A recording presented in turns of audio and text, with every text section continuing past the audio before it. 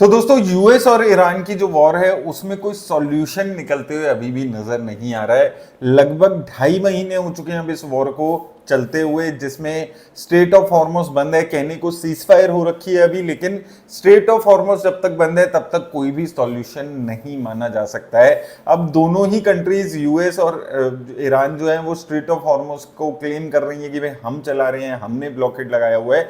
अब उसी से रिलेटेड 2-3 बड़ी न्यूज निकल कर आई है, जिसमें ईरान ने एक बड़ी वार्निंग दी है जिससे ग्लोबली इन्फ्लेशन बहुत हाई लेवल पे जा सकती है।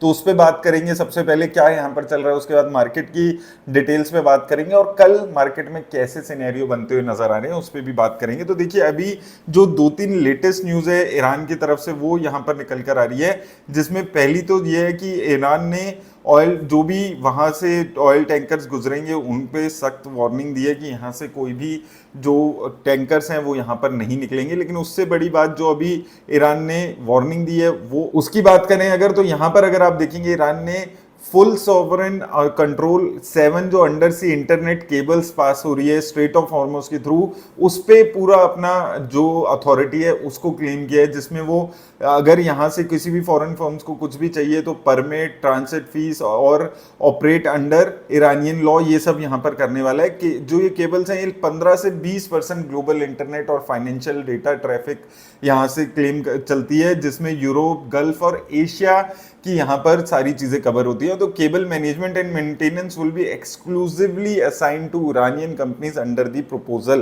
तो जो अभी स्ट्रेट ऑफ हॉर्मस के बीच में से इंटरनेट केबल निकल रही है, अब ये उस पे भी अपने कंट्रोल और अपनी अथॉरिटी की बातें कर रही हैं और बोल रही हैं जितनी भी कंट्रीज हैं उनको यहाँ पर हमारे को मेंटेनेंस मैनेजमेंट की फीस पे करनी होगी, नहीं तो हम केबल काट देंगे। इन्होंने पहले भी वार्निंग दी थी कि जो सबमरीन केबल्स हैं जो हॉर्मस के थ्रू पास हो रही है हम उसको काट देंगे अगर ज्यादा कुछ दिक्कतें आएगी। और जो गल्फ स्टेट्स हैं वो 90% इंटरनेट, बैंकिंग और क्लाउड सर्विसेज उन केबल्स के थ्रू ही है। हालांकि ईरान का भी यहाँ पर इन्हीं केबल्स के थ्रू इंटरनेट वगैरह चलता है, लेकिन 40% उनका रूट इसके थ्रू चलता है, बाकी टर्की के थ्रू यहाँ पर रहता है। तो इसलिए ईरान ने पहली वार्निंग ये दे दी है कि भाई एक तो जो केबल वाली वार्निंग है जिसका डर था हमेशा से, वो अभी यहाँ पर ये अपना क्लेम कर रही हैं कि भाई हम मैनेज करेंगे इसको और उसके हिसाब से फीस वगैरह देनी होगी। तो एक नया दिक्कत शुरू हो सकती है। अब इसके साथ जो इन्होंने पीस प्रपोजल का चल रहा है उसके लिए भी इन्होंने साफ बोल दिया कि भाई हमारे को यूएस से पे कोई भरोसा नहीं है और हम बिल्कुल अपनी जो मिलिट्री है उसको तैयार कर रहे हैं। हमने अमेरिकन टारगेट्स को लॉक कर रखा है और कुछ भी अगर एग्रेसर एनिमी की शिप वगैरह निकलती है तो हम फटाफट उस पर फायर करने वाले हैं। तो ये वॉर जल्दी से खत्म नहीं होती हुई दिख रही है जैसे एग्रेशन पे बातें चल रही हैं। अगर इनकी बैक चैनल्स के थ्रू बातें चल रही होंगी और ये बस पब्लिक को दिखाने के लिए वार्निंग्स चल रही हैं तो अलग बात है, लेकिन जैसे ये वार्निंग्स चल रही हैं इसके हिसाब से वॉर लंबी खिंचती हुई नजर आ रही है। और याद रखिए ये वॉर जितनी लंबी खिंचेगी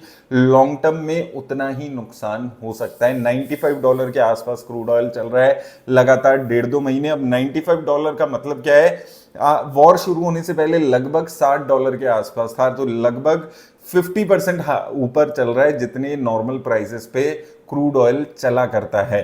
तो ये एक बड़ा साइन है। अभी इन्फ्लेशन का इम्पैक्ट नहीं आ रहा है क्योंकि अभी अगर हम देखेंगे बहुत ज़्यादा जो हमारे एलपीजी की क्राइसिस लगातार चल रही है, एलपीजी के प्राइसेस बढ़ चुके हैं, कमर्शियल भी जो डीजल हैं उनके प्राइसेस बढ़ चुके हैं और बहुत जल्दी हो सकता है कि जो रेजिडेंशियल यूज़ के लिए हम लोग सारी चीज़ें यूज़ कर रहे हैं वहाँ पर भी प्राइसेस बढ़ सकते हैं। अब इसके साथ ट्रंप भी चुप रहने वाले लोगों में से नहीं है। उन्होंने यहाँ पर बोला है कि वो अपना जो प्रोजेक्ट फ्रीडम है उसको प्रोजेक्ट फ्रीडम प्लस यहाँ पर चला सकते हैं वेसल्स को निकालने के लिए, और अगर ज्यादा कुछ होता है तो इजराइल भी दोबारा से अटैक करने के लिए बिल्कुल तैयार बैठी है। तो इजराइल वार्निंग दे रही है कि भाई हम दोबारा से अटैक करने के लिए बिल्कुल तैयार हैं। यूएस ने बोला है कि भाई हम फ्रीडम प्लस प्रोजेक्ट चलाने के लिए फिर से तैयार है, और साथ में ईरान भी यही बोल रहा है कि हमें यूएस पे कोई भरोसा नहीं है और हमने सारे टारगेट्स लॉक कर रखे हैं और हम रेडी टू फायर हैं। जब भी कुछ भी होता है तो हम तैयार हैं, हमें यूएस पे बिल्कुल भरोसा नहीं है। तो 3 कंट्रीज जो वॉर में इन्वॉल्व हैं वो तीनों ही कंट्रीज अभी एग्रेशन की बातों में तरीके से बात करती हुई नजर आ रही है। होपफुली कुछ यहाँ पर रिलीफ मिले। जब तक ये रिलीफ नहीं आएगा आएगा तब तक बहुत ज़्यादा पॉजिटिविटी आपको नहीं देखने को मिलेगी। इंडियन मार्केट में मार्केट फ्लैट चलती हुई नजर आ रही है, 22,000 गई थी, उसके बाद 24,000 है। निफ्टी इंडेक्स की अगर हम बात करते हैं, वहीं दूसरी तरफ यूएस की मार्केट ऑल टाइम हाई बना रही है। नए S&P 500, नैस्डैक, डाउ जोन्स सब ऑल टाइम हाई पे चलते हुए नजर आ रहे हैं। तो ये इतना कॉन्ट्रास्ट इसलिए है, इसमें मैक्रो जो रीजंस है वो तो ये है कि यूएस ऑयल को एक्सपोर्ट कर रही है, तो उनको बहुत ज़्यादा दिक्कत नहीं है। ऑयल के प्राइसेस 95 चल रहे हैं या 100 चल रहे हैं, उनकी कंपनीज को बेनिफिट ही होगा। लेकिन इंडिया ऑयल इंपोर्ट करने वाली कंपनी है, वहाँ से दिक्कत आ रही है। दूसरा एआई का फैक्टर है ही, हमारी आईटी कंपनीज में सब में बहुत ज़्यादा गिरावट देखने को मिली हुई है। वो दूसरा फैक्टर्स है। अर्निंग्स की ग्रोथ निफ्टी में नहीं देखने को मिल रही है। वो सारे फैक्टर्स हैं जो कि निफ्टी इंडेक्स को नहीं चला रही है। लेकिन स्मॉल कैप इंडेक्स, हमारा मिड कैप इंडेक्स, ये दो इंडेक्स हैं जो अच्छी रिटर्न्स दे रहे हैं। कंपनीज की रिटर्न्स भी अच्छी आ रही है, रिजल्ट्स भी अच्छे आ रहे हैं। तो ये दो इंडेक्स हैं जो एक अच्छी परफॉर्मेंस दिखाते हुए नजर आ रहे हैं। लेकिन दिक्कत सबसे बड़ी क्या है, अभी भी फॉरेन इंस्टीट्यूशंस की सेलिंग। मार्च में 1,22,000 करोड़ की सेलिंग, अप्रैल में 70,000 करोड़ की सेलिंग, और मई में अभी तक के 10 दिन में लगभग 11,000 करोड़ की सेलिंग यहां पर फॉरेन इंस्टीट्यूशन कर चुके हैं। जो फ्राइडे था वहां पर 4,000 करोड़ की सेलिंग देखने को मिली थी। तो लगातार सेलिंग देखने को मिल रही है। अभी मई में सिर्फ 5 वर्किंग डे यहां पर हुई है जिसमें मार्केट ओपन हुई थी, तो उसमें ही 11,000 करोड़ की सेलिंग हो चुकी है। तो फॉरेन इंस्टीट्यूशंस किसी भी तरीके से इन्वेस्ट इंडिया में करने को तैयार नहीं है। बहुत ज़्यादा क्लियर है, month on month, daily basis, year on year, किसी भी आप डेटा को उठाकर देखेंगे तो ये चीज़ बहुत ज़्यादा क्लियर है। रीज़न क्या है? अर्निंग्स की ग्रोथ नहीं है, टैक्सेस इतने सारे हमारे लग गए हैं लगातार। आज से कुछ 10 साल पहले इक्विटी टैक्स फ्री था, फिर 10% हुआ, फिर 12.5% हुआ।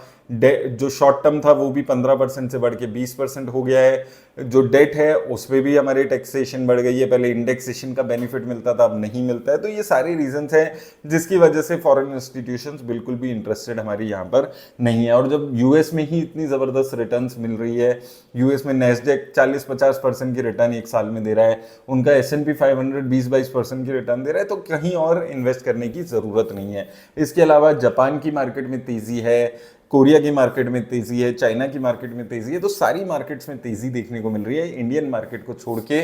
तो आपको क्या करना है, देखिए अपना पोर्टफोलियो जरूर डाइवर्सिफाई कर लीजिए, क्योंकि अभी जो ये मार्केट की गिरावट शायद आपको फील हो रही होगी हमारी निफ्टी में, निफ्टी नेक्स्ट 50 में, या फिर ओवरऑल अगर हम देखेंगे तो वो सिर्फ इंडियन मार्केट में ही ये हाल है। जो वॉर का असर है ये हमारी मार्केट में ही सिर्फ देखने को मिल रहा है, और उसमें भी हमारे स्पेसिफिकली लार्ज कैप कंपनीज, क्योंकि वहां पर ग्रोथ ही नहीं देखने को मिल रही है। यूएस में और बाकी कंट्रीज में अभी भी अच्छी खासी रिटर्न्स देखने को मिल रही है।